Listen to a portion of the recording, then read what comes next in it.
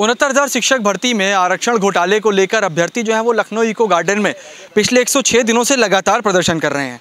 बता दें इनका प्रदर्शन जो है राजधानी लखनऊ के साथ उत्तर प्रदेश के तमाम जिलों में चल रहा है, जहां इनके साथी जो हैं वो लगातार संबंधित विभाग के आला अधिकारियों को लगातार जगाने का प्रयास कर रहे हैं, लगातार अपनी बात जो है सरकार तक ये पहुंचाने का प्रयास कर रहे हैं। यही वजह है कि 106 दिन इनको हो गए हैं लगातार प्रदर्शन करते हुए। कई बार इन्होंने इको गार्डन से बाहर निकलने का प्रयास किया, इनको लाठीचार्ज करके वापस अंदर खदेड़ दिया गया। इनका कहना है कि प्रदर्शनकारी नहीं है, शिक्षक हैं, ये सिर्फ अपना हक मांग रहे हैं। ये सरकार के तमाम मानकों पर खुद को खरा साबित कर चुके हैं, उसके बावजूद जो घोटाला हुआ उसकी वजह से ये प्रदर्शन करने को मजबूर हैं। हम बात भी करेंगे। भैया, आपकी एक टीम जो दिल्ली गई थी आयोग की रिपोर्ट चेक करने, क्या कुछ हुआ उसमें? देखिए, हमारी जो टीम गई थी वहाँ जाने के बाद उपाध्यक्ष जो हैं लोकेश प्रजापति जी, तो उनसे जब मुलाकात हुई तो उन्होंने कहा कि देखिए वहाँ से जब आया है ये बार बार जो कह रहे थे, हमने कई बार रिपोर्ट भेज दी।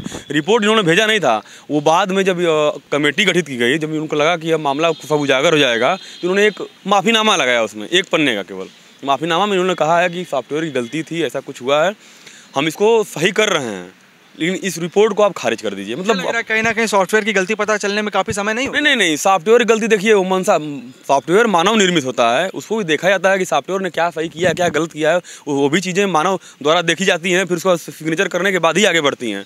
लेकिन उस चीज़ को नहीं देखा गया, उस चीज़ को केवल गुमराह किया जा रहा है, सॉफ्टवेयर के दोष दिया जा रहा है। ये अधिकारी और मंत्रियों की मिली भगत है, ये सब एकदम साफ जाहिर होता है। लेकिन फिर भी आयोग की रिपोर्ट को मानने को तैयार नहीं है और हम लोग अब उसी पर दोबारा हम लोग काम कर रहे हैं।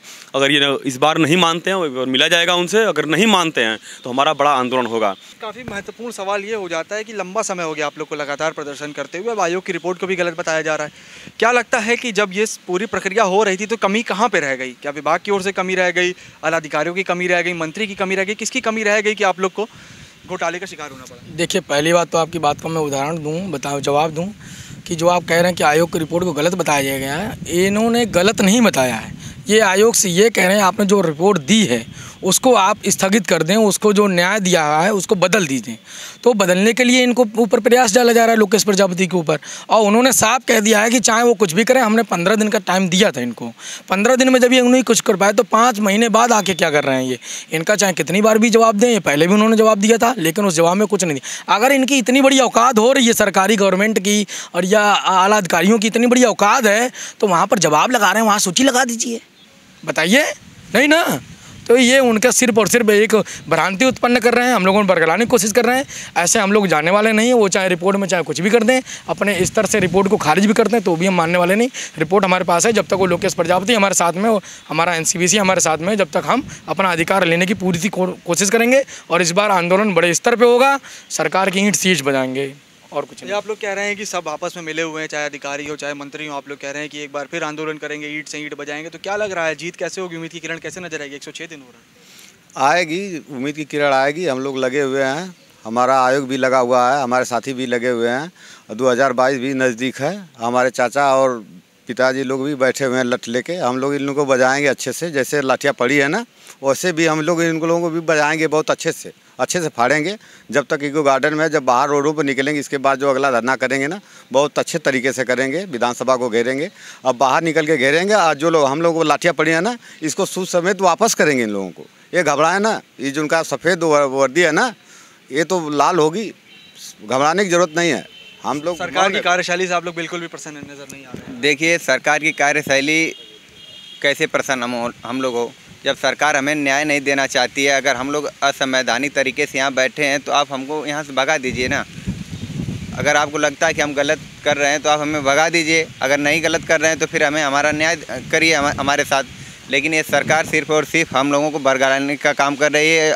हमारे आरक्षण में जो इन्होंने कमेटी गठित की थी वो भी सिर्फ बरगलाने की काम कर रही है कमेटी भी, क्योंकि आज वो उन्होंने 15 दिन का समय मांगा था, हमने 15 दिन नहीं, इनको धीरे धीरे 1 महीने हो जा रहे हैं। लेकिन उन्होंने हमारे आरक्षण मुद्दे पर कोई ऐसा काम नहीं किया जिससे हमें उम्मीद की किरण नज़र दिखती हो कि हाँ हमारे लिए अच्छा काम कर रहे हैं। तो इसलिए हम मजबूर हो रहे हैं और इस बार जो आंदोलन करेंगे, इस आंदोलन में ये चोर शिक्षा मंत्री और भ्रष्ट अधिकारी सभी के सभी उड़ जाएंगे। बड़े आंदोलन की आप लोग बात कर रहे हैं, इससे पहले भी कई बार आप लोग ने आंदोलन किया है, कई सामाजिक संगठन, कई विपक्षी दल भी आपके साथ नजर आए लखनऊ इको गार्डन में, इसी जगह पे। क्या सोचा है अब आगे क्या करेंगे? जी, फिर हम लोग आंदोलन करेंगे, लेकिन इस इको गार्डन में नहीं करेंगे। और इस बार आंदोलन का रूप बहुत ही विकराल होगा, क्योंकि हम लोगों के साथ साथ जो भी 69,000 शिक्षक भर्ती आरक्षण पीड़ित लोग हैं, उनके साथ साथ उनके परिवार, उनके दोस्त, उनके मित्र, उनके गांव वाले भी आएंगे और योगी जी को दिखाएंगे कि देखो हम दलित पिछड़े हैं लेकिन आपके नीचे नहीं रह सकते, हम अपने अधिकार के बारे में हम जानते हैं।